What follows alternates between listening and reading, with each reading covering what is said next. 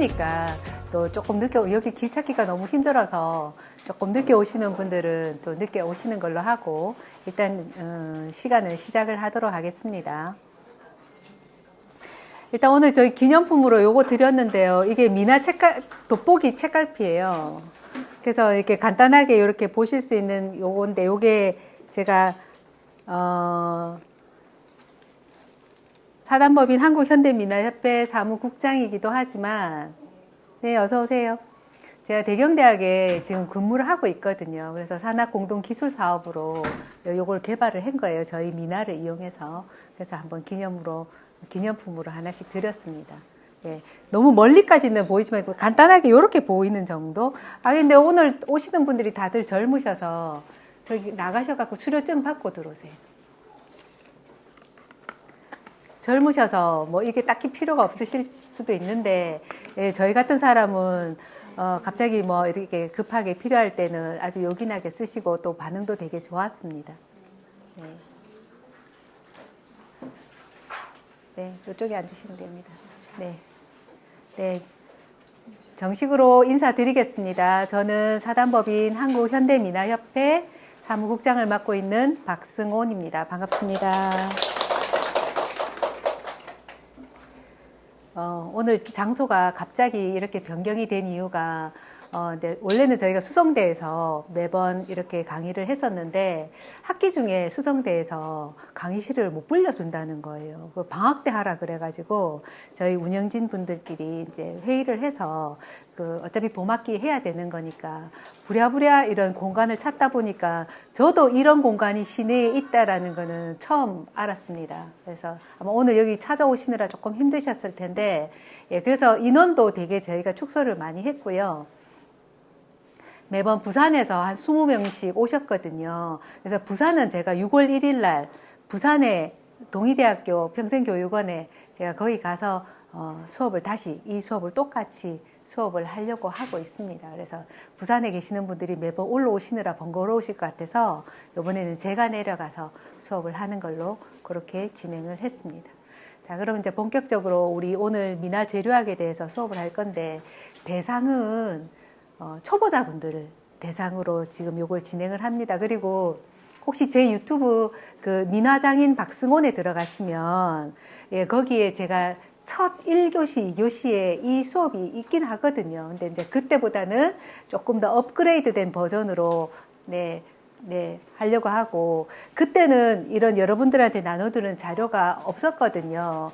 예, 없어서 그 자료를 제가 이제 새롭게 이제 만들었습니다. 그래서 오늘 여기 PPT 자료랑 여러분들한테 조금 나눠드린 자료는 내용은 거의 다 동일합니다만, 그래도 되도록이면 여러분들이 두고 보실 수 있고, 또 오늘 여기서 보시다가 이제 저 개인적인 경험을 얘기할 때는 또 이렇게 이제 책으로 문서화 시켜서 놔두려고 하니 조금 이제 그런 것 같아서 제가 오늘 PPT도 이렇게 이제 남겨드렸는데요.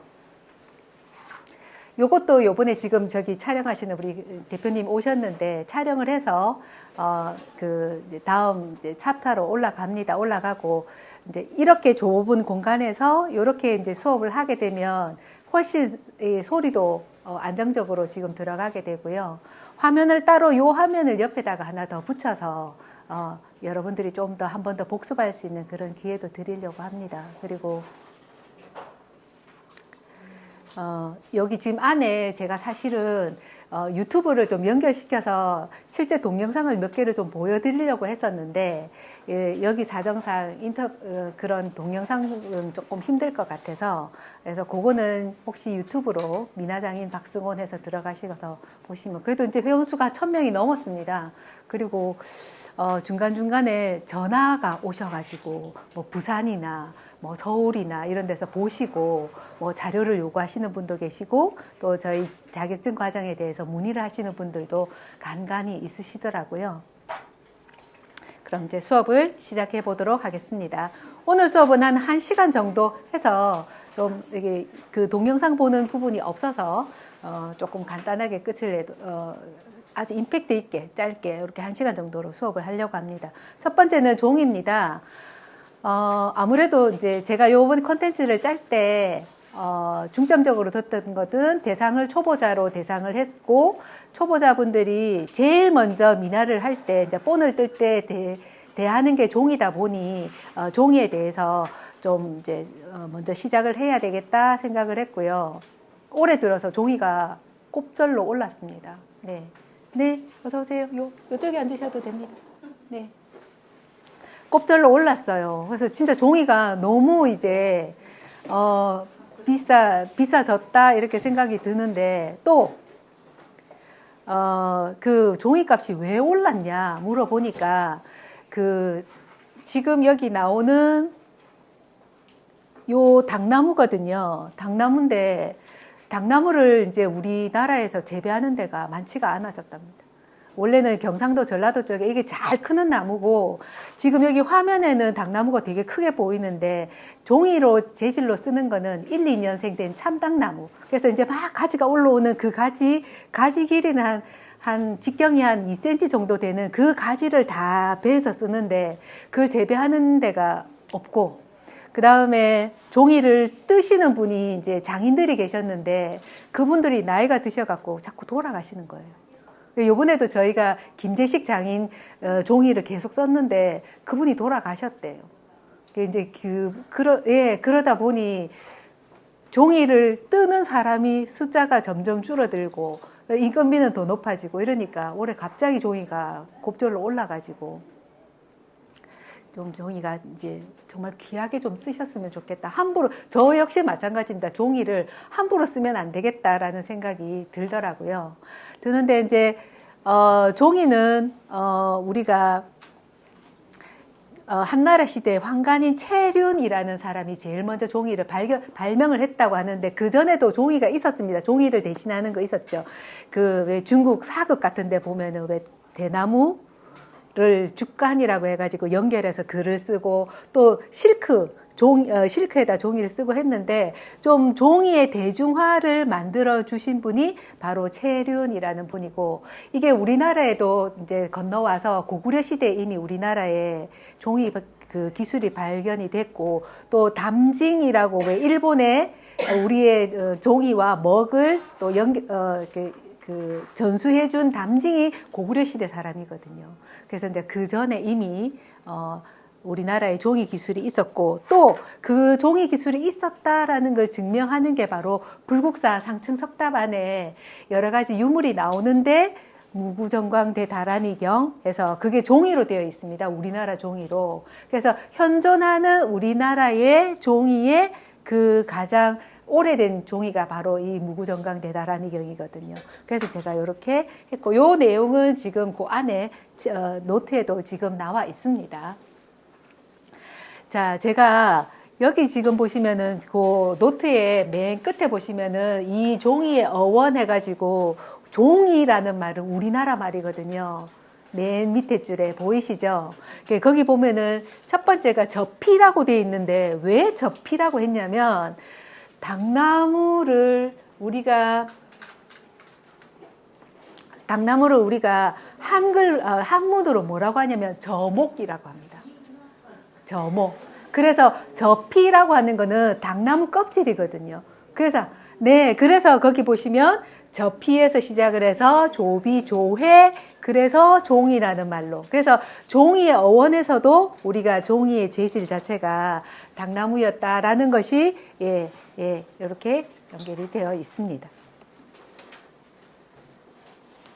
자, 그러면 종이의 이제 그 어원을 우리가 이렇게 찾다 보니까 종이는 우리나라 종이는 우리나라에서 생산되는 다학섬유를 주 원료로 해서 그래서 우리나라 고유의 종이 만드는 기술을 초지 기술이라고 합니다. 그래서 초지 기술에 따라 제조된 전통 종이를 우리가 종이라고 한다. 다음 페이지에 나와 있습니다.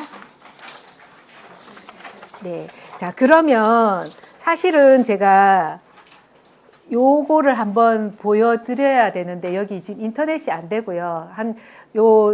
그냥 그 유튜브에 가셔가지고 종이 만드는 법 이렇게 치면은 요거는 한 5분짜리 정도 돼 있는데요. 40분짜리도 있고요. 4부작으로 나눈 것도 있고요. 굉장히 많습니다. 그래서 종이 만드는 거를 보시면 제가 뒤에 종이 만드는 그 방법은 이제 간단하게 설명은 돼 있는데 그 우리나라 종이가 만드는 기술이 있습니다. 그래서 이제 그거는 이제 다른 나라 한지 저기 일본 종이나 중국 종이하고 다른 점이 이제 지금 이제 나올 겁니다. 그런 점들이 여기에 나와 있으니까 인터넷으로 한번 요즘 저는 그 TV 보는 시간보다 유튜브 보는 시간이 훨씬 많더라고요. 이제 별거 다 보게 되는데 좀 이제 심심할 때 제가 종이 만드는 법, 먹 만드는 법, 그 다음에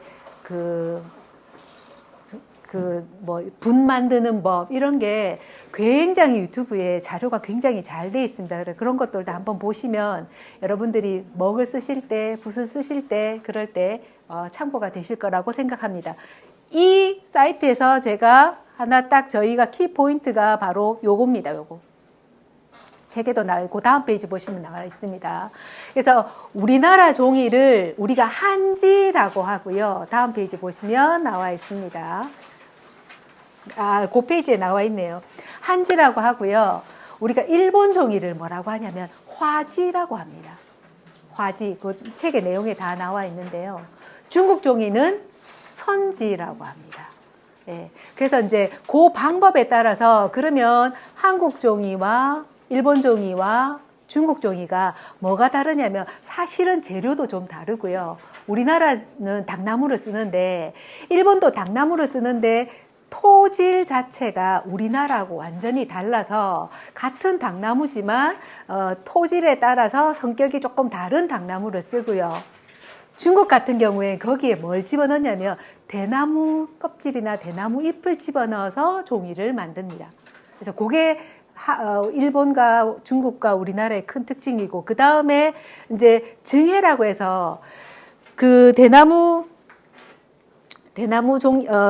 닭 가지를 이렇게 자르면 어디를 쓰냐면 닭 껍데기를 쓰고요. 안에 거는 쓰지 않습니다.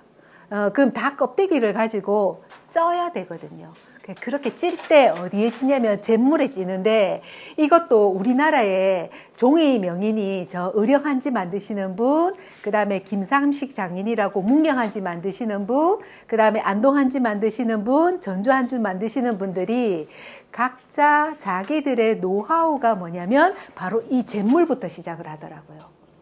잿물에 이제 어떤 걸 이제 태워서 잿물을 만드느냐도 전주한지하고 안동한지하고 문경한지가 다 다르게 돼 있더라고요.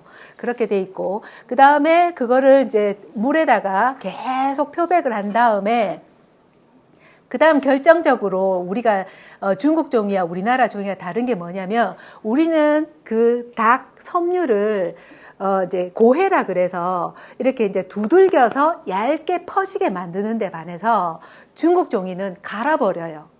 그러니까 펄프의 길이가 이제 달라지는 거예요. 예.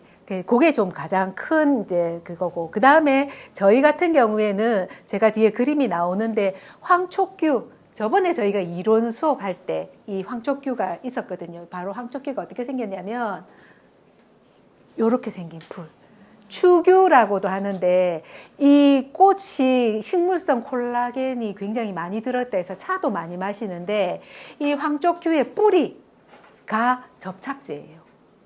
네. 그리고 그 황촉규의 뿌리가 농도도 역시 장인들마다 자기들의 노하우가 있는 거예요. 우리가 맛집의 뭐 레시피는 자기들만의 레시피가 있다고 하듯이, 이 황촉규의 농도가 진하면 물 빠짐이 덜어져서 종이가 얇은 종이가 나와요. 근데 황촉규 농도가 옅어지면 종이가 두꺼운 종이가 나오는 거예요.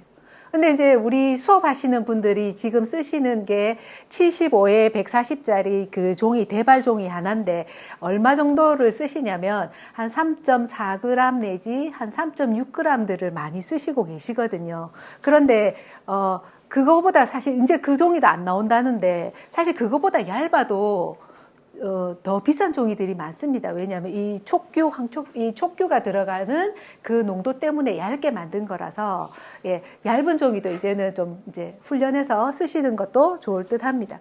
그 다음에 건조를 하고 마무리를 하는 게 이렇게 그건데, 여기서 또 우리가 중국이랑 한국이랑 일본이 틀린 점이 뭐냐면 바로 종이를 뜰 때, 예, 여기에 지금 여기 보면 외발뜨기라고 돼 있잖아요. 제가 요거를 보여드리겠습니다.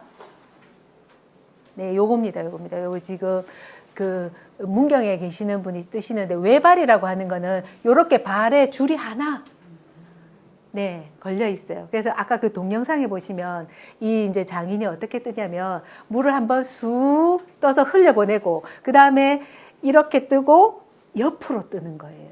그럼 이제 요렇게 뜨면 종이의 결이 어떻게 되냐면 요렇게 나오는 거예요. 사방으로. 요게 화지와 선지와 우리 한지의 차이점이 여기에 있습니다. 근데 대부분 중국이나 일본 그리고 우리도 여러분들이 쓰시는 거는 이런 종이 아닙니다. 이거는 전통 한지고요. 예, 이렇게 하면은 이제 지금 잘 구하기도 어렵고요. 너무 비싸서 우리 안 써요. 우리 전부 다 이거 쓰고 있습니다. 이거. 네, 가도뜨기. 그래서 이 가도뜨기는 뭐냐면 그냥 말 그대로 요 틀 안에 물을 가둬서 왔다 갔다 해서 쓰는데, 네, 요렇게까지는 안 되죠. 네. 근데 이제 지금 이거 외발뜨기 했는 거는 뒤에서 설명을 하겠지만, 이제 전통 한지다 보니까 우리가 전통 문화재 복구하는데, 그런데 지금 이 종이가 들어가고요. 개인한테는 팔지도 않는다고 하더라고요. 문경한지. 우리 선생님이 한번 문경한지를 한번 문경에 갈 일이 있어서 문경한지를 갔는데, 개인한테는 저 종이를 팔지도 않는다고 하더라고요. 주로 뭐 박물관이나 이제 외국에 이런 데 들어간다고 하더라고요. 그래서 가장 큰 특징은 우리는 이렇게 내구성이 좋고 그 다음에 황촉규가 들어가는 종이어서 여러분들이 쓰시기가 좋은데, 정말 죄송한데 여러분들이 지금 수업 시간에 쓰는 종이는 황촉규가 안 들어가 있어요. 네, 그 만약에 이제 황촉규를 쓰시고 싶다면 이제 그걸 따로 주문을 하셔야 돼요. 왜냐하면 황촉규는 이게 그 풀이 재배도 어렵지만 그 황촉규의 그 성능을 굉장히 좋게 하려면 이게 차갑게 만들어야 되는 거예요. 그래서 종이도 이게 지금 여름에 사실 종이를 뜨면 왜 종이 중에 유난스럽게 먼지 많이 날리는 종이 있죠. 그 종이 뜬 날짜 보면 6월, 7월, 8월이에요. 예, 그 저희가 이제 종이를 살 때 처음엔 몰랐죠. 근데 유달스럽게 이 포수할 때 보면 먼지가 날려가지고 막 재채기가 나길래 이거 왜 이런가 했더니, 그러니까 그때서야 한지공장 사장님이 가르쳐 주시는 거예요. 네, 이게 이제 그 종이 뜨는 물 그게 굉장히 차야 되는데 아무래도 여름에는 날씨가 올라가다 보니까 이게 제대로 접착이 다 안 되니까. 그러다 보면 또 요새 그런 말도 있습니다. 책을 제가 찾아보고 또 여러분들도 아마 미나 그리시면서 수업도 들으시지만 그 미나 관련된 유튜브들 많이 보시잖아요. 저도 봅니다. 보니까 거기에 뭐가 나와 있냐면 바람 든 종이. 종이가 바람이 들었대요. 그게 무슨 뜻인가 하냐. 저는 이제 종이를 포수를 해도 한 10,000장 이상은 제가 해봤으니까 유달스럽게 종이를 이렇게 포수를 하다 보면 물이 안 먹고 겉도는 종이? 예, 그리고 그 부분이 이렇게 약간 이렇게 뿌옇게 이렇게 흰 점처럼 남아있는 종이? 네, 있을 겁니다. 그런 게 바로 종이가 바람 들었다. 사실은 그런 종이 쓰면 안 되고 반품해야 되는데, 눈으로는 안 보이고요. 반드시 포수를 하거나 채색을 하거나 해야 보이는 거예요. 예, 그런 종이는 다 불량 종입니다. 네. 그건 이제 아셨으니까 이제는 아마 보이실 겁니다. 네, 그렇습니다. 자, 그래서 종이도 보면, 그래서 여기 지금 보면, 여기 우리가 이제 쓰는 종이 중에 제일 많이 쓰는 종이가 이제 요거 장지입니다. 여러분들이 쓰는 종이는 순지입니다, 순지.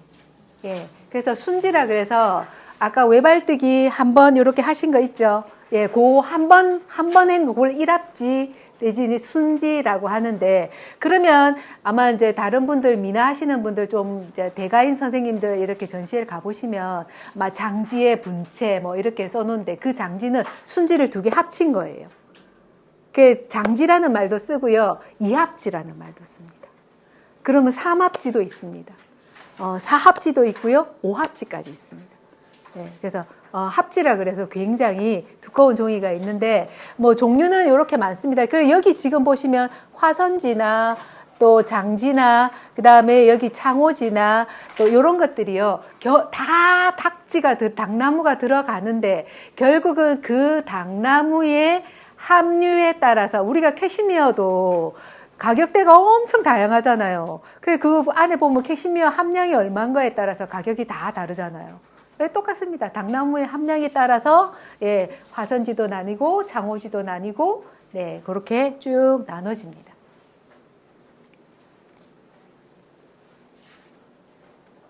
그래서 제가 아까 말씀드렸잖아요. 요즘 와서 이제 새롭게 이제 우리나라의 그 한지에 대해서 세계가 이제 주목을 받고 있답니다. 근데 이제 지금까지는 이탈리아나 루브르나 이런 외국에서 문화재 같은 거 복원을 할 때 일본의 화지를 많이 썼어요. 근데 화지가 우리 거라서 그런 게 아니라 사실은 좀 이렇게 그 보존력이나 그 항상력이라고 하는데 그런 내구성이나 이런 것들이 우리 한지가 훨씬 우수하다는 거를 이제 이런 사람들이 알게 된 거예요. 그래서 언제 지금 저희 전주 한지나 문경 한지가 루브르에 들어가서 그런 이렇게 이제 문화재 복원하는 데 쓰여지는데 그래서 이제 지금 보면 일본 화지는 일본이 워낙 마케팅을 잘 해가지고 많은 유럽의 모든 나라들이 일본 화지를 썼는데 새롭게 이제 우리의 이제 그 한지의 이런 문화재 복원에 요 지금 바티칸에서도 이 그림을 복원하는데 뒤편에 예, 우리 이제 한지를 쓰고 또 이렇게 가구에도 루브르에서 만든 이런 가구에도 예, 요거는 저기 책에 없습니다. 그래서 요 자료들은 혹시 이제 제가 이제 강의용 자료니까요. 이제 이거는 이제 저만의 이제 저작권이 있는 제 이제 자료니까 요거는 제가 그 유튜브에 올려드릴 테니까 그때 한번 보시면 됩니다. 자, 그 다음에 이제 두 번째 물감 하겠습니다.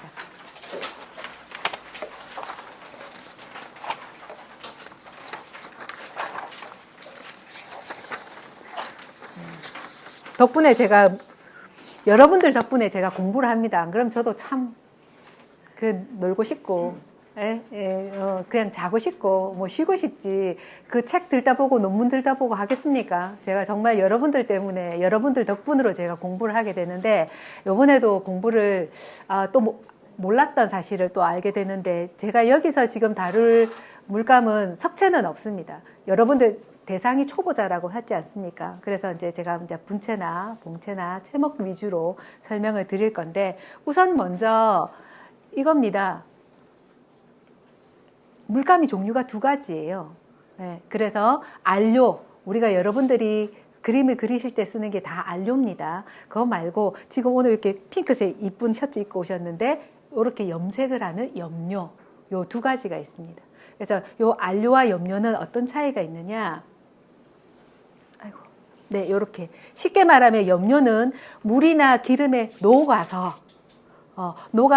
염색을 하는데 주로 쓰이는 알료고 염료고 그 다음에 알료는 물이나 기름 등 녹지 않는 분말 형태로 반드시 뭐가 들어가야 되냐면 요 착색제가 들어가야 되는 겁니다.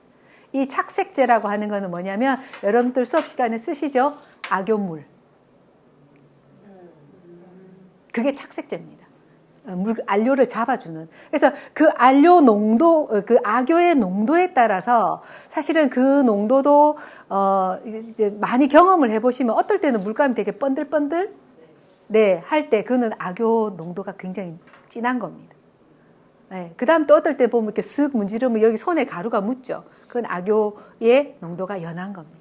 그래서 그 적정한 악효의 농도 그걸 참 찾기가 어려운데 그거는 이제 본인만의 감으로 찾아내셔야 되는데 제가 뒤에서 다시 설명을 한번 드리겠습니다. 자, 그 다음 페이지 보시면 이렇게 알료의 물감의 정의에는 지금 물감의 정의는 거기 보시면 사물이 본래 갖고 있는 것과는 이제 다른 외관을 보여주기 위해서 그 표면에 붙이는 색깔이 있는 물질. 그래서 이 채색용 재료를 전부 우리가 물감이라고 하는데 물감의 종류는 지금 여기 보시면 동물성, 요거는 식물성, 그 다음에 광물성. 요렇게 세 가지로 나눠지는데, 자, 여기 식물성에는 호분, 동물성에는 호분이라 그래서 굴 껍데기입니다. 네, 굴 껍데기. 호분은 좀 뒤에 가서 제가 호분을 따로 설명을 지금 드릴 겁니다. 그 다음에 여러분들 이제 바탕색, 이제 지금은 선생님들이 바탕색을 해주시잖아요. 그래서 이제 집에서 혹시 이제 연습을 하시겠다면 치자. 예, 그 다음 요 두 번째 있는 게 이게 오리목이라 그래서 오리나무 열매입니다. 쿠팡에 가서 오리나무 열매 치면 나옵니다. 네, 네. 주로 요 치자는 아주 밝은 색. 그래서 우리는 어릴 때 제사 지낼 때 전 부칠 때 저 치자물 가지고 밀가루에, 예, 물 풀어가지고 그렇게 했는데 요즘은 워낙 부침가루가 잘 나오니까 안 쓰는데 식용입니다.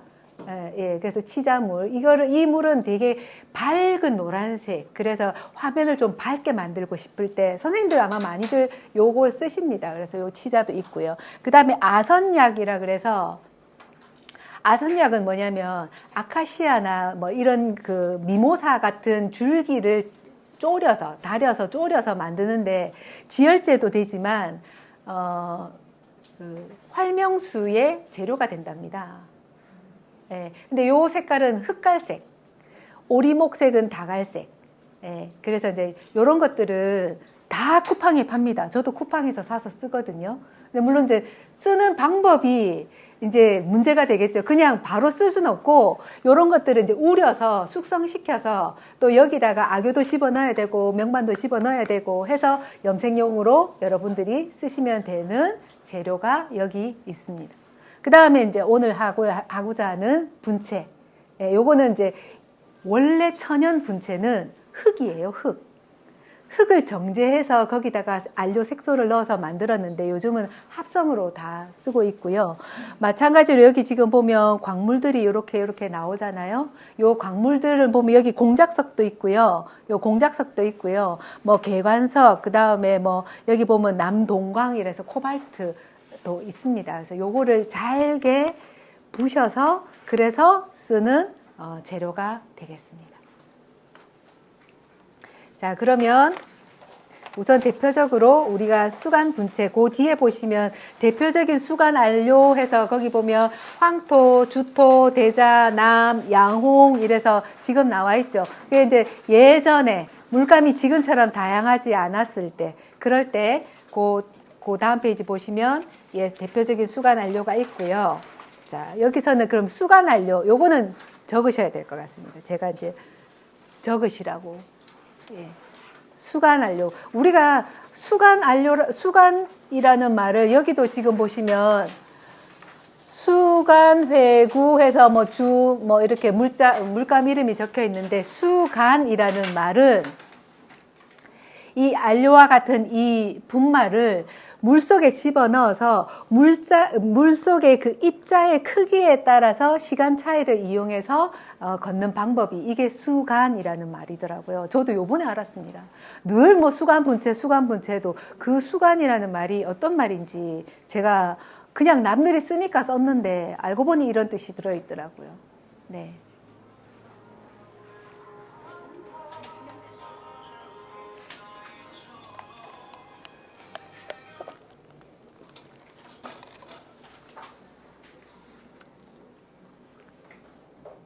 사용 순서. 그 책에도 지금 제가 그 다음 페이지 넣어놨는데요. 요걸 제가 동영상을 만들려고 하다 보니 동영상 이게 너무 이게 사이트가 커져가지고 뒤에 보시면 여기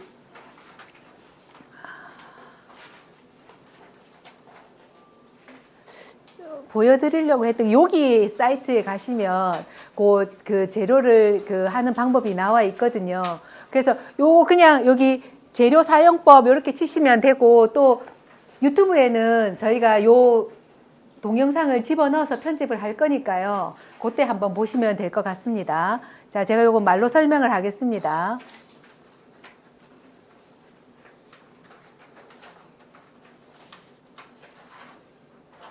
자, 분체 지금 쓰시는 분 손 한번 들어주세요. 분체 쓰시는 분 쓰시고 계시죠? 소주에 다 가르셨죠? 어디에 갈아서 쓰세요? 악교에 섞어서. 네, 처음에 분체를 악교에 이제 좀 불려야 돼요. 예.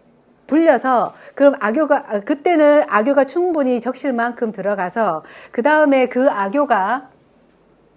악교를 넣어서 그 다음에 썩는데 요때 제 경험입니다. 악교나 물이나 악교의 양이 7, 악교가 7, 물이 3 정도 되면 요 정도가 요렇게 나옵니다. 3대 7 정도 되면. 네. 근데 이제 여기서 요거대로 쓰면 조금 번들번들하니 좀 붓이 좀 덜 나가거든요. 그 다음부터는 물의 양은 본인들이 이제 조정을 하시면 물의 양에 따라서 요렇게 맑기가 나옵니다. 그런데 나는 왜 하시는 분들마다 다 취향이 다 다르시잖아요. 그러니까 나는 좀 분체를 쓰면 좀 텁텁하고 좀 두꺼운 맛이 있는데 나는 좀 맑고 투명하게 쓰고 싶어. 쓸 수 있습니다. 이 정도로. 네, 그 물의 양을 조절을 잘 하셔서 이 정도 쓰시면 되는데 요 정도 쓰시고 요 위에 덧칠을 요렇게는 하실 수 있는데요. 요렇게 쓰시고 요렇게는 안 돼요. 그러니까 처음에 우리 협회의 그 전체적인 그 그림의 분위기는 되게 맑고, 예, 이렇게 좀 소프트하고, 예. 그래서 이제 그런 느낌을 내시고 싶을 때는 여기나 여기부터 시작을 하셔서 그 다음에 덧칠을 하시는 게 바람직하시다. 예. 악교와 그거는 3대 7 정도 이렇게 써서 보니까 저도 처음에 1월 오봉도 같은 거 할 때 그냥 악교물에다가 계속 했더니 하늘에 얼룩이 생겼어요. 지금도 생겨져 있는 걸 보면 내가 저때 왜 저랬지 싶을 만큼. 그래서 그 물의 양을 한 3대 7 정도 여기에 맞춰서 쓰시면 얼룩도 덜 지고 네, 된다라는 걸 제가 말씀을 드릴게요.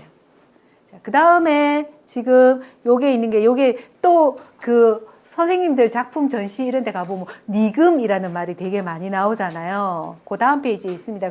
그래서 니라는 말은 사실은 진흙이라는 말이고 사실 니를 가지고 물감을 만들면 굉장히 싼 물감밖에 안 되는데 요즘은 이 물감 자체가 없어졌고요. 우리가 니금이라는 말은 바로 이렇게 악교에다가 금가루를 섞어서 쓰는 걸 니금이라고 하고요.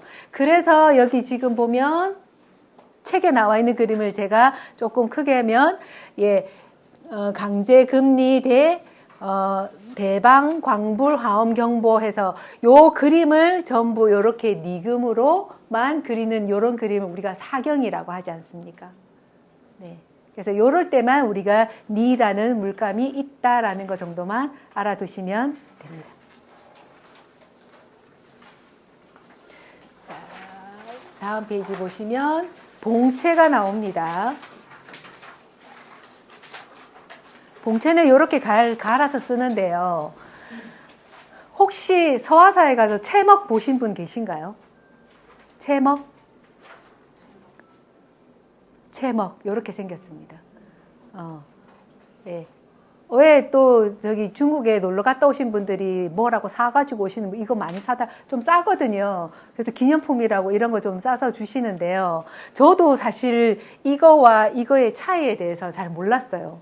예, 이번 기회에 제가 알게 됐는데요. 또 저희가 이제 봉체 만드는 수업을 한번 예전에 들은 적이 있어서 봉체를 써보시니까 분체하고 봉체하고 어떤 느낌이 다르시던가요? 봉체 써보셨나요? 네, 봉체랑 분체랑 분명히 차이가 있거든요. 같은 안료예요. 어떤 차이가 있다고 생각하세요? 연하고 진하고 또 약간 봉체 물감이 좀 맑은데 수채화 같은 느낌을 주는데 네, 그래서 그거는 안료에 호분물을 섞어서 호분물 하는 거고 채먹은 끓음은 아니지만 끓음 정도의 밀입자를 뭉쳐서 만드는 게 채먹이고 예, 두 개 재료가 조금 다릅니다. 예. 예, 그런 차이가 있더라고요. 그리고 봉체를 쓰실 때 맨 처음에 이렇게 처음에 갈면은 그 좀 갈다 보면 왜 윗물은 버리시고 밑에 거만 쓰셔야 돼요. 네, 네, 그렇게 쓰시면. 그러니까 왜 처음에 갈아서 갈 때 보면은 맑은 물 나오다가 진하게 나오잖아요. 그걸 조금 놔두면 왜 위에 하고 밑에 하고 싹 깔아앉잖아요. 그럼 그 위에 물은 버리시고 사용을 하시면 예, 좀 더 색깔이 잘 나온다 할 수 있습니다. 그래서 그 책에도 보시면 제가 물감과 그 봉채의 그 감도가 이렇게 다르다고 제가 아마 보여놨을 거고, 자, 그 다음 설명드리려고 하는 게 거기 4번의 등황입니다. 등황.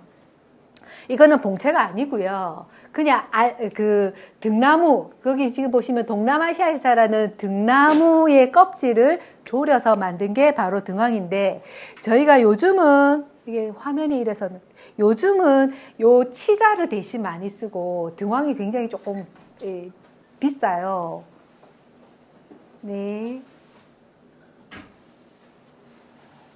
그래서 요거를 바탕칠로 많이 썼습니다. 그래서 식물성 황색 안료인데 치자하고 같은 기능을 가지고 있는데, 소위 이제 여기 지도사 자격증 과정을 하시는 분들은 나중에 자격증도 받으실 거고 또 모르잖아요. 우리 지금 운영진 선생님들 처음 시작한 지가 한 10년 이상 되거든요. 저희 협회가 이제 올해 10회 이제 맞이하니까요. 그러니까 제가 저 선생님들하고는 10년 이상의 지금 관계를 가지고 있어요. 그런데 그 10년 전에 저 선생님들이 내 선생님 하겠다고 오신 분 한 분도 안 계세요. 희한하죠. 다들 그냥 나 그림 소시적에 그림 좀 잘 그렸고 또 그림에 관심도 많았고 이렇게 그리는 거 좋아해서 왔어요 하다 보니 가르치는 일까지 넘어갔거든요.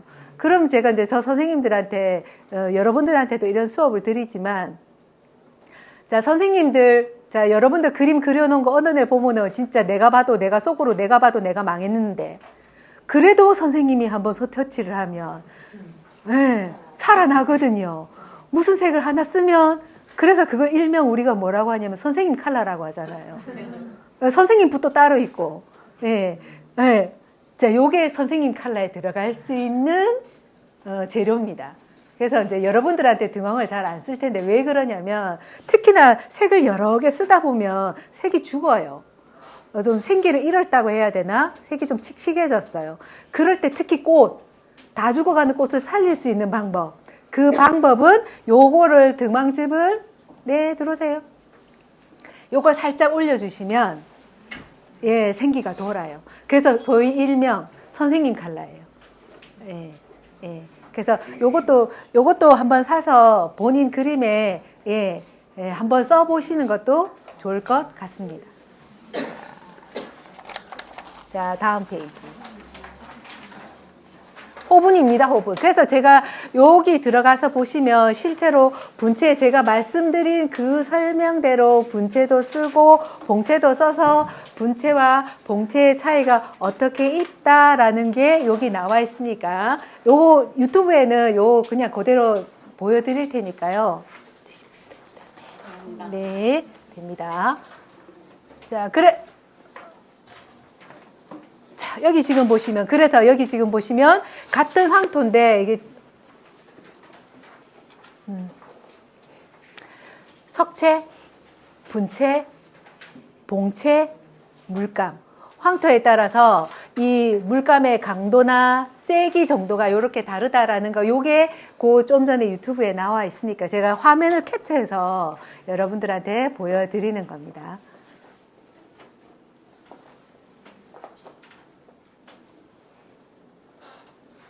자, 이제 호분입니다. 호분의 재료는 지금 거기 책에 보시면 이게 호나라 호자를 써서 서역인 그 중국에서는 이제 서역이라고 하면 호자가 아마 이란쯤이 해당이 되나 봐요.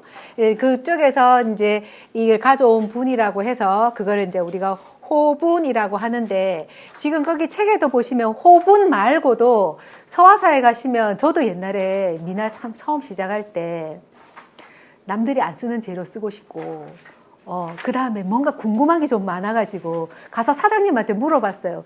호분하고 비슷한 재료 중에 하나 보면 연백이라고 있어요. 예, 백토도 있어요. 백토는 이제 한국화 하시는 분들이 많이 쓰는데 밑작업용으로 쓰는 거지. 우리가 이렇게 뭐 그림 그릴 때 물감을 섞을 때는 쓰시면 입자가 너무 거칠어서 못 쓰고요. 그 연백이라는 것도, 연백은 최초의 우리 인류가 만든 인공 안료예요. 납에서 생긴 녹을 추출해서 썼는데, 그 연백이 호분이 생기기 전부터 연백을 썼어요. 그래서 이제 우리가 옛날 그림이나 혹은 벽화 같은 데 보면 하얀 부분인데 하얀 부분 위에 이렇게 시커멓게 왜 얼룩이 젖어 있는 거 보이시죠? 그게 연백이기 때문에 그렇습니다.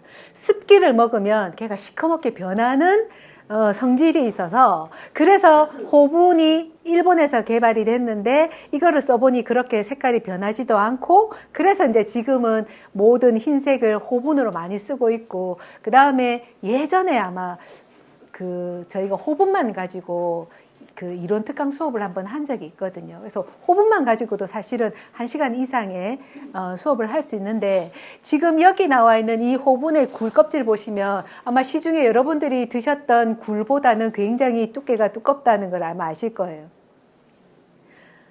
그 양식 굴은 못 씁니다, 호분 재료로. 왜냐하면 왜 이게 속살이 이 두께가 얇아서 쓸 게 없대요. 네, 그래서 천연 굴에서 요 윗부분 걷어내고 밑부분 걷어내고 요 부위가 이제 그거를 최하 5년, 최상지를 10년 이상 그냥 던져 놓는 거예요. 풍화될 때까지. 네. 던져 놓고, 그 다음에 그거를 이제 갈아서 정제해서 쓰는 게 여러분들이 쓰는 건데, 그래서 종류가 이렇게 많습니다. 지금 현재 나와 있는 호분 중에서 그래도 여우표 호분이 가장 좀 질이 좋다고 하는데, 요 호분은 저는 요걸 쓰거든요. 처음부터 이걸 쓰기 시작하니까. 이 호분이랑 좀 다른 점이 뭐냐면, 이건 티타늄 호분이에요. 그래서 티타늄 호분의 특징은 뭐냐면 바로 흰색이 드러나요. 그래서 윗작업 맨 마무리용으로 호분선 같은 거 그을 때 화이트와 같은 역할을 하는데, 여우포 호분은요, 이게 바로 드러나지 않아요. 색깔을 칠해놓고 조금 시간이 지나야 흰색이 훅 이렇게 올라오거든요. 그래서 저도 처음에 좀 되게 당황을 했고, 그래서 좀 쓰기는 저는 편한 게 요걸 쓰는데, 요거는 지금 이제 암 호분이라 그래서 이 식물성이 아니라 흙에서 만들어 놓은 호분이 있고요. 예, 그래서 저는 여우표 호분은 언제 쓰냐면 바탕칠을 할 때 저는 호분을 다 씁니다. 호분으로 포수를 위에 해주고 시작을 합니다. 아마 여기 초보자분들은 처음에 어떻게 하시냐면 꽃이나 새 위에만 호분을 이렇게 바르시잖아요. 그러시다가 조금 더 대작을 넘어가게 되고 좀 더 퀄리티가 높은 이제 그림을 그리시려면 이제 그 바탕칠을 할 때 거기에 호분을 집어넣는 거예요. 예. 예. 그래서 그 호분을 집어넣으면 그러면은 분위기가 훨씬 그 물감의 깊이나 색이 다르고, 그 다음에 아까 제가 장지 소개시켜 드렸잖아요. 장지에 그냥 그림을 그리시면요, 굉장히 종이가 두꺼워서 물감이 안 들어가요. 그럴 때도 악교포수를, 그러니까 우리가 일반적으로 여러분들이 지금 쓰고 계시는 순지는 악교포수 그냥 한 번 하고, 그 다음에 바탕칠할 때 그때도 악교가 들어갑니다. 그래서 포수가 2번 된 거예요. 여러분들이 지금 쓰시는 종이는 포수가 2번 된 종이라고 생각하시는데, 장지는 최소한 포수를 한 5번에서 6번, 또 합지가 이렇게 높아지면 높아질수록 포수를 한 10번 이상 합니다. 예, 그래야 겨우 종이가 먹는데, 그러면 굳이 장지를 왜 쓰나요? 물감이 두꺼워지면 종이도 두꺼워져야 물감이 그거를 잡고 있는 거예요. 근데 얇은 종이에 물감을 두껍게 묻혀놓으면 나중에 이게 표고하는 과정에서 떨어져 나가는 거예요. 예. 예. 그래서 우리가 이제 조금 더 이제 그 퀄리티 있는 작업을 하시게 될 때는 이제 조금 더 장지나 또는 물감의 두께가 두꺼워질 때, 그럴 때 바탕칠을 할 때 거기에 훨씬 물감의 발색을 좋게 하기 위해서 전체 다 호분을 바르신다고 생각하시면 돼요. 네. 자, 그럴 때 요거를 쓰시는 거예요. 아니요.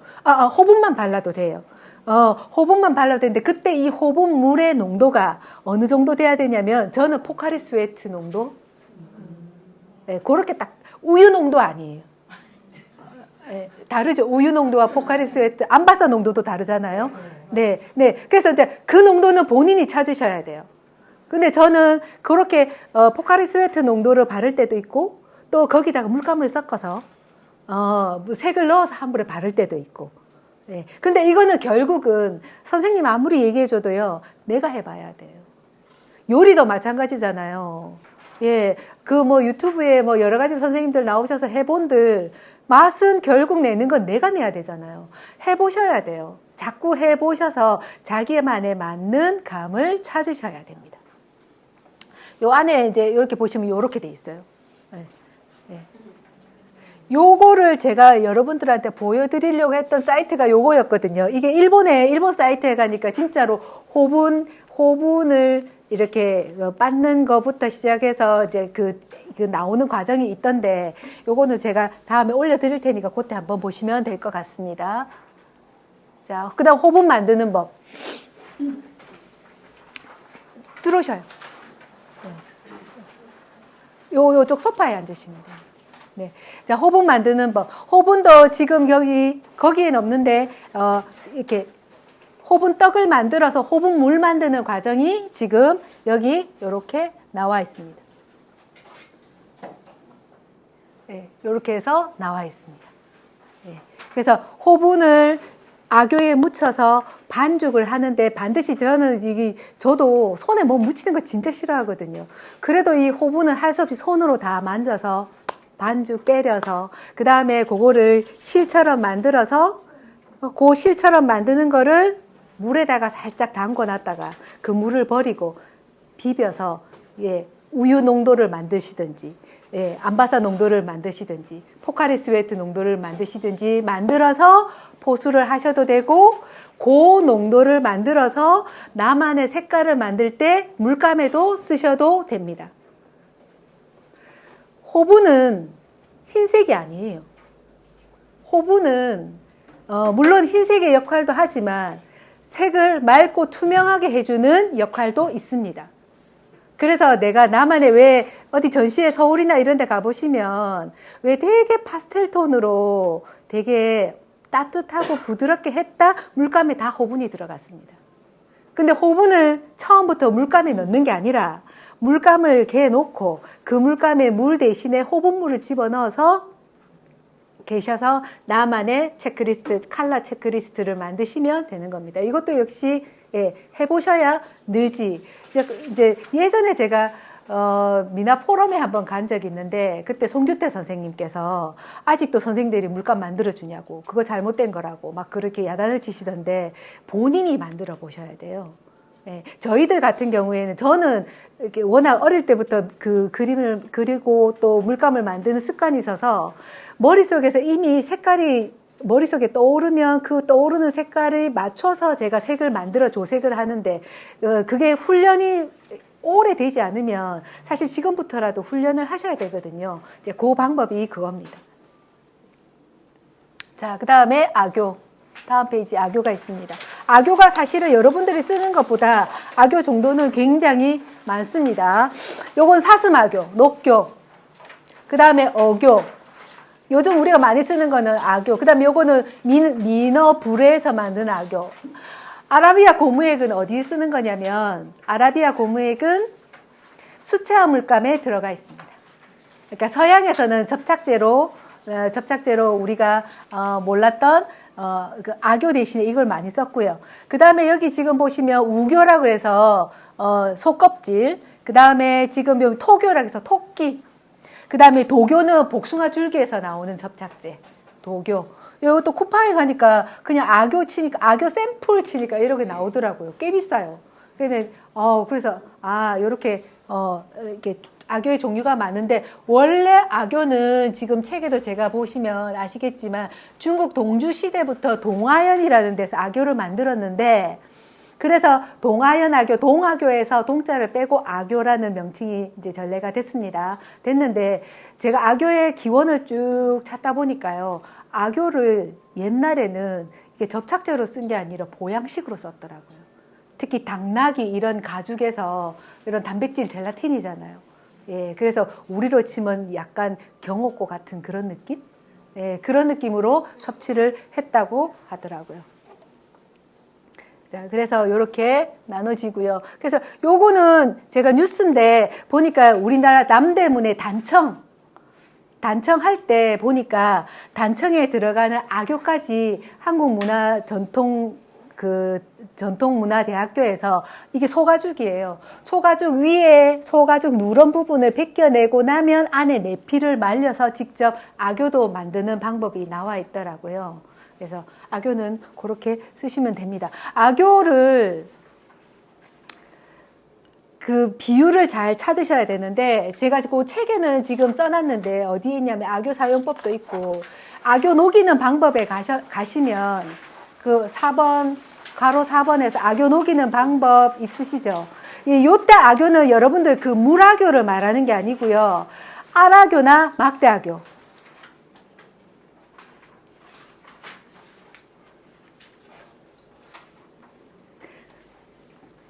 알아교나 막대아교를 이제 물에 녹여서 쓰셔도 됩니다. 근데 단 지금 여러분들이 쓰시는 물아교는 방부제가 들어 있습니다. 그래서 안 상하는데 보통 아교를 그냥 알아교나 막대아교를 그냥 물에다가 이렇게 해 놓으시면 그게 조금만 한 며칠 지나면 상해요. 냄새가 나요. 못 쓰십니다. 버리셔야 됩니다. 예, 그리고 그 용기도 소독해서 쓰시거나 버리셔야 됩니다. 예, 예, 왜냐하면 곰팡이균이 한번 생겼기 때문에. 네, 네. 그래서 그렇게 쓰시면 되는데 이렇게 만져서 끈적한 상태를 그것도 역시 마찬가지로 본인이 원하는 정도의 끈적한 상태를 만들어서 그걸 가지고 쓰시는데 보통 작가님들은 자기들이 원하는 농도의 아교 농도가 있더라고요. 예, 그래서 그것도 역시 아교 농도에 따라서 물감을 개해 보면 물감의 붓이 아교에서 개어지는 정도가 달라지거든요. 예, 그러면은 그게 화면에 옮겼을 때 붓이 나가는 예, 그 속도나 감이 달라지는 겁니다. 네.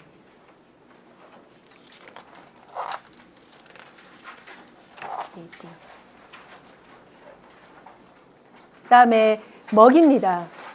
먹은 사실 요즘 먹 갈아서 안 쓰시잖아요. 저도 귀찮아서 먹즙 쓰는데. 네, 저도 안 씁니다. 혹시 중국 갔다 오시는 분들이나 이런 거 저도 이거 누가 선물로 중국 갔다 왔다고 이런 선물로 주는 이런 먹을 쓰는 먹이 아니고요. 옛날에 처음에 먹이 너무 귀한데 그 이제 먹을 만드는 장인들이 그냥 관상용으로 만들어진 먹입니다. 이거를 쓰시려고 하시면 안 됩니다. 생각보다 이런 먹들이 꽤 있고 이런 먹은 먹 자체가 성질이 아예 다르다고 하더라고요. 그 다음에 이제 주로 우리가 그 문자도 같은 거 할 때 청먹 쓰라고 하잖아요. 그런 청먹은 송연먹이라고 해서 좀 거기도 나와 있다시피 소나무를 태워서 만드는 먹입니다. 그리고 청묵 하는데 청묵은요 사실 청먹이라고도 하고 청묵이라고도 하는데 청먹에는요 일본 이 고메온에서 나온 청먹이 제일 퀄리티가 좋다고 하잖아요. 청먹에 쪽이 들어갑니다. 예, 그래서 그런 느낌이 나고, 자, 그 다음에 여기 지금 보면 우리가 일반적으로 알고 있는 유연먹은 여기 보시면 기름을 태웁니다. 이거 실제로 저 뒤에 가면 유튜브 그 한상목 장인이 먹을 만들거든요. 우리나라 충북 음성에서 만드는데 이렇게 들기름이나 아주까리 기름을 가져 태워서 여기 끓음이 앉잖아요. 그 끓음이 어떻게 생겨지냐면 이렇게 생겨지는 거예요. 그래서 요 끓음을 채취해서 만들면 색깔이 곤약처럼 이렇게 되는 거예요.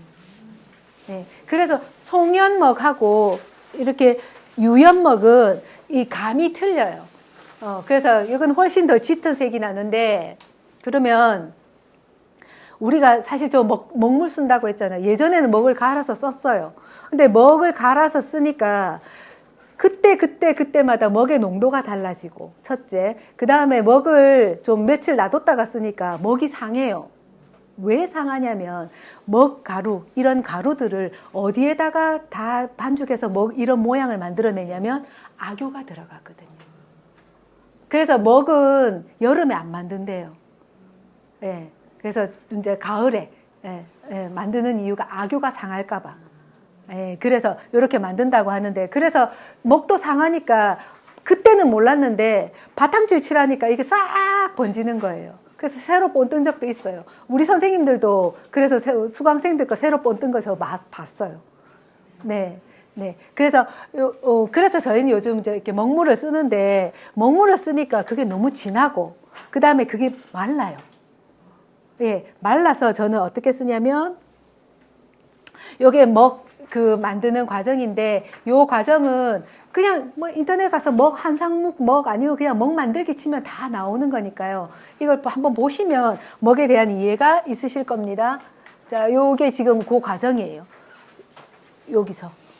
끓음을 여기다 이제 그 송연먹은 아까 제가 소나무라고 말씀드렸죠. 소나무인데 관솔이라고 해서 소나무 뿌리에 송진이 이렇게 묻어있는 그 부분을 태우는 거예요. 이것도 태울 때 얼마만큼의 불 조절을 하느냐에 따라서 끓음이 달라지고, 또 끓음을 지금 여기서는 봤는데, 우리가 아까 고매원 묵이 좋다고 했는데, 이 가마의 경사가 이렇게 있는 거예요. 그래서 여기에 집이 이렇게 있거든요. 집이 있으면 여기서 불을 태워서 가면 끓음이 날아가면서 무거운 거는 전부 여기 앞에 떨어지고, 아주 미세한 것만 여기 벽에 붙어 있는 거예요. 네, 그게 유튜브에 나와 있습니다. 저희 유튜브 설명을 지금 드리는 거예요. 그래서 요걸 가지고 만들어야 좋은 송연먹이 나온다, 이 말입니다. 네. 되게 비싸겠다. 비쌉니다. 네. 그래서 고매원, 특히 이제 뭐 우리나라 먹도 좋지만 뭐 쿠팡이나 이런 데 가셔가지고 그냥 고매원 먹 치면, 먹도 종류가 굉장히 많은데 일본 고매원에서 나온 퀄리티가 좋은 먹은 꽤 비싸요. 저희도 일본 그때 갔을 때도 요만한 거 하나 2, 3만 원씩 하거든요. 네. 네. 그래서 그거 귀찮아가지고 요새는 그냥 먹물 씁니다. 사실 그러면 안 되는데. 네. 그래서 그 만드는 과정을 제가 이렇게 그림으로 만들어 놨고요. 먹이 그냥 요건 한번 읽으시면 돼요. 아무 때나 막 보관하고, 특히 붓도 마찬가지지만 먹도 비닐에다가 이렇게 담아 두시는데, 수분이 먹이 어느 정도 있어야 이게 갈리기 때문에, 예. 또 그리고 먹을 갈고 나서 그대로 두시면 그 끝부분이 막 갈라지잖아요. 이렇게 갈라지는 이유가 물이 빨리 증발을 해버리니까 갈라지는 거예요. 그래서 반드시 먹을 갈고 나면 닦아서 그래서 먹통이 보면 다 나무인 이유가 한 10년 정도는 먹이 계속 습기를 뿜었다 뱉었다 뿜었다 뱉었다 하기 때문에 그렇다는 말씀을 드리면서, 요렇게 씁니다. 저는 묵즙 먹을. 네, 묵즙은 사실은 먹을 갈아 놓은 액이 아니고요. 묵즙은 사실은 카본이라고 하는 화학 물질이에요. 그 내용이 아마 거기 나와 있습니다. 그 다음 페이지 보시면 묵즙이라고 해서 여러 가지 유연묵, 제가 설명은 송연묵과 유연묵만 드렸는데 칠연묵이라는 것도 있고 안색묵이라는 것도 있고 5번에 묵즙이라고 되어 있는데, 저는 묵즙을 씁니다. 그래서 일정한 농도를 맞추는데 봉채 대자를 섞어서, 봉채에 있는 대자를 조금 섞어서 이렇게 섞어서 쓰면 약간 유연먹 같은 느낌도 들면서 너무 진하지 않고 초를 떴을 때 조금 이렇게 약간 따뜻한 선 같은 느낌을 주기 위해서 그렇습니다. 이 감이 이렇습니다. 묵즙에 대자를 섞은 것과 안 섞은 것.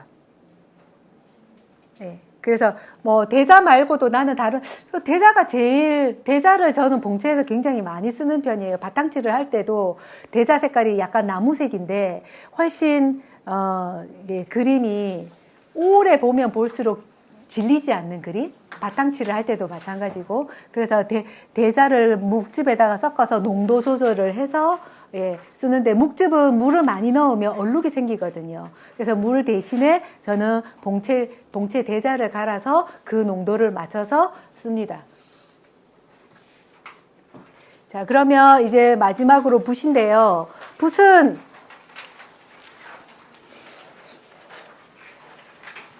붓도 예전에는 그냥 뭐 누가 붓 뭐 써라 하면 제가 그냥 썼는데 사실은 사군자 붓과 산수화 붓과 채색 붓이 자, 여기 딱 보시면 뭐가 달라 보이시나요? 네, 길이. 요 길이. 붓의 길이. 이게 왜 다르냐면 그래서 거기에 따라서 각각 물을 머금고 있는 양과 시간이 달라지는 거예요. 네, 그래서 이걸 가지고 쓰다 보면 잘못하면 번지는 경우가 생기는 경우가 저희가 쓸 때 미나 그림을 그릴 때 그래서 그런 거예요. 훨씬 물을 많이 머금고 있습니다. 자, 그래서 또 마찬가지로 한글 붓이랑 한문 붓도 그 글자의 생김새가 각이 좀 져 있는 게 아니라 이렇게 우리 한글은 훨씬 더 부드럽잖아요. 곡선이 많다 보니까 차이도 있고 그 다음에 저희가 쓰는 붓이 바로 면상붓이라고 해서 선을 긋고 색칠을 하는 그렇게 차이가 있습니다. 자, 붓의 종류에는요, 물론 이렇게 지금 제일 많이 쓰는 게 그리고 붓장인도 제가 붓 매는 법도 인터넷에 들어가니까 나오던데 염소털 가지고 많이들 하고요. 그 다음에 족제비털 쓰고요. 여러분들이 많이 쓰는 황인 그 아주 얇은 선붓 있죠. 그거는 이게 말털이에요. 말깃털. 그래서 거기 보면 산마라고 적혀 있는 것들이 있죠. 그게 전부 다 말털입니다. 말털. 네. 그 외에도 뭐 띠풀이나 대나무 이런 것들 가지고도 만들고요. 자, 그래서 이렇게 동물성 재료, 식물성 재료 이렇게 나눠져 있습니다.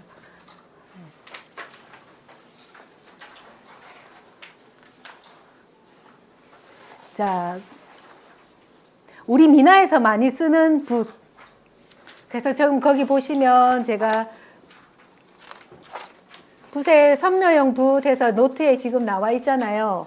선묘용 붓에서 조자필이라고 하는 게 요게 조자필, 대추 씨 모양으로 생겼다고 해서 이렇게 조자필이라고 요 두 가지가 선묘용으로 많이 쓰고 있고요.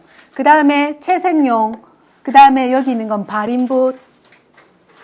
네, 그래서 발인붓을 꼭 써야 되나요? 라고 하면 그 본인의 그거에 따라서 편하기는 훨씬 편하더라고요. 저는 처음에는 발인붓을 안 썼는데 나중에 쓰다 보니까 또 그게 훨씬 이렇게 발임을 하는 게 훨씬 그라데이션이 잘 되니까 쓰고요.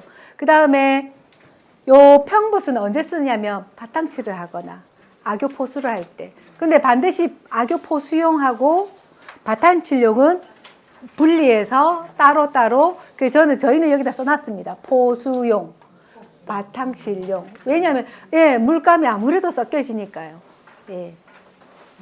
그 다음에 연필이라고 해서 요거는 우리가 1월 오봉도 같은 거 할 때 아주 큰 면적의 그 화면 같은 거 칠할 때 요렇게 요런 것들이 있습니다. 그 마지막으로 또 제가 이 수업 자체가 초보자용이라고 대상이라고 말씀을 드렸죠.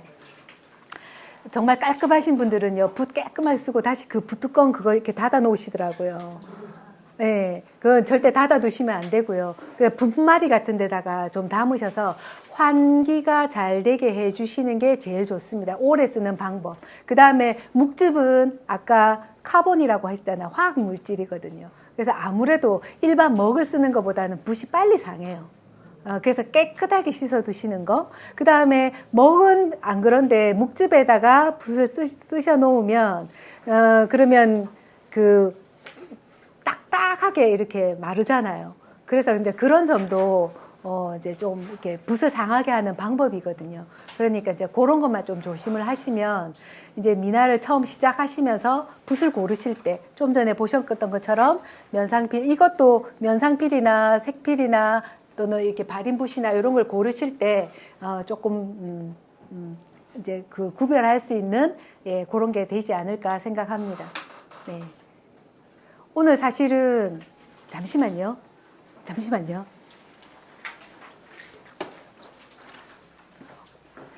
우리 수업하는 거 사진 몇 장만 좀 찍어주세요. 올려야 되거든.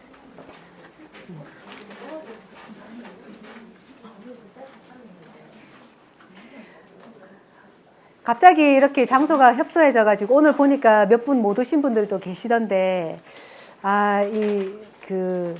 이제 강의실을 다르게 한번 이렇게 이제 또 검색을 해봐야 되겠다라는 생각이 들었는데, 오히려 저는 마이크 없이 이렇게 쏙닥하게 하니까 더 이렇게 전달하는 게 훨씬 더 수월하고, 예, 좋았던 것 같아요.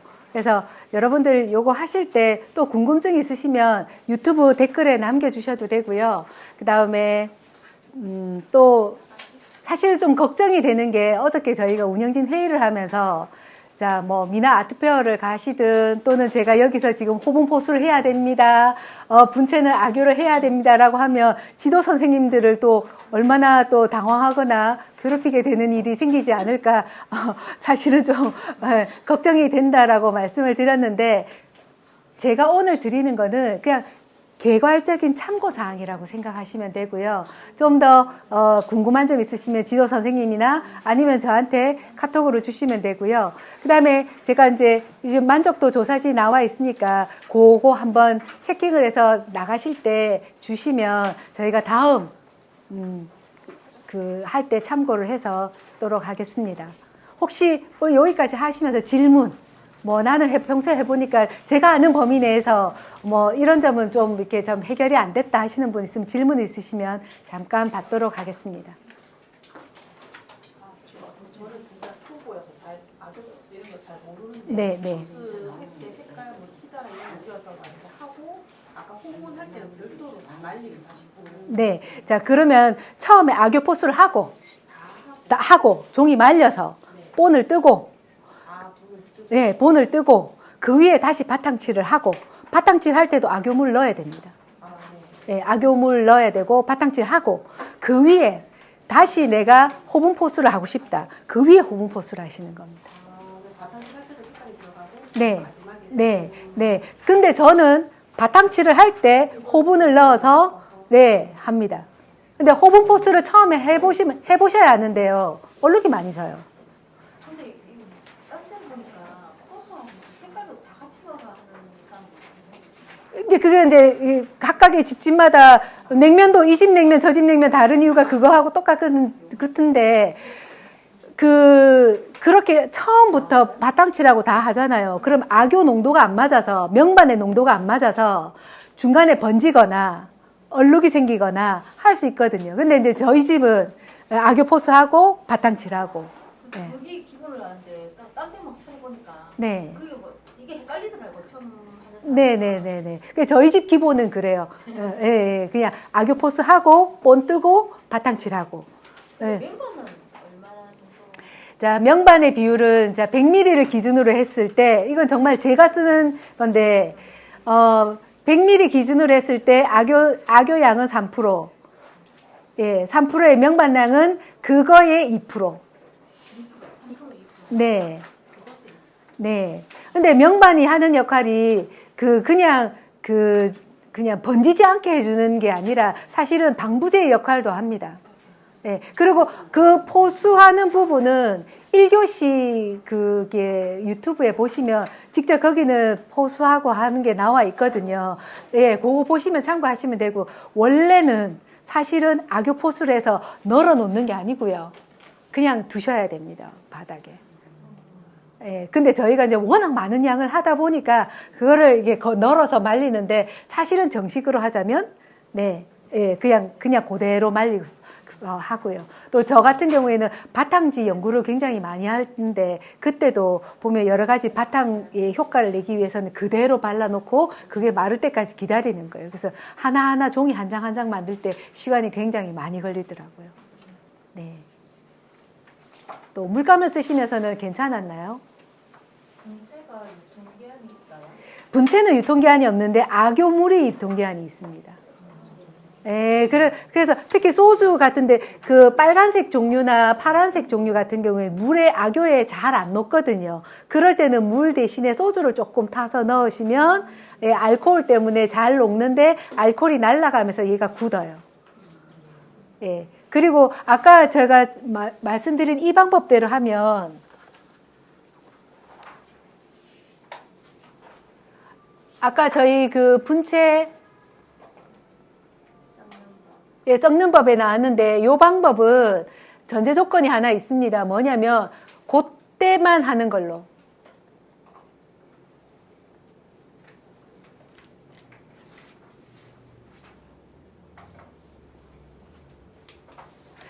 요렇게 해서 쓰시잖아요. 쓰고 나서 얘를 요대로 놔두면 굳어요. 그러면 이제 요렇게 다 쓰고 나면 얘를 다시 물감 본체, 원래 분체에 그걸 돌리려면 얘를 수비라고 하죠. 물을 넣어서 가라앉혀서 악효물을 빼야 돼요. 네, 안 빼고 그대로 놔두면 굳어요. 그래서 다시 쓰려면 힘들잖아요. 네. 그러니까 요런 방법은 그때 그 자리에서 물감을 만들어 쓰고 없애는 경우. 그때는 이제 요렇게 하시고, 요렇게 하신 이후에 만약에 요 물 자체를 내가 다시 파란색을 쓰고 싶다 하면 물을 여러 번 올려서, 그러면 물과 악효는 섞여지고 물감은 그대로 밑에 남잖아요. 그럼 이제 그거를 자꾸 교체를 해서 놔두시면 원래 가루 상태로 돌아갑니다. 근데 저희는 이제 그게 귀찮으니까 이 약병 속에다가 쓸 만큼 그 작품이 끝날 때만큼만 넣어서 쓰는 이유가 거기에 있습니다. 약병을 쓰는 이유가. 네, 악에서 쓰면 써집니다. 네. 써도 됩니다. 자, 그러면 오늘 여기 만족도 조사 좀 해주시고 오늘 수업을 마치도록 하겠습니다. 수고하셨습니다. 네. 이 수업을 6월 1일 날 부산의 동의대에서 다시 또 수업을 또 합니다.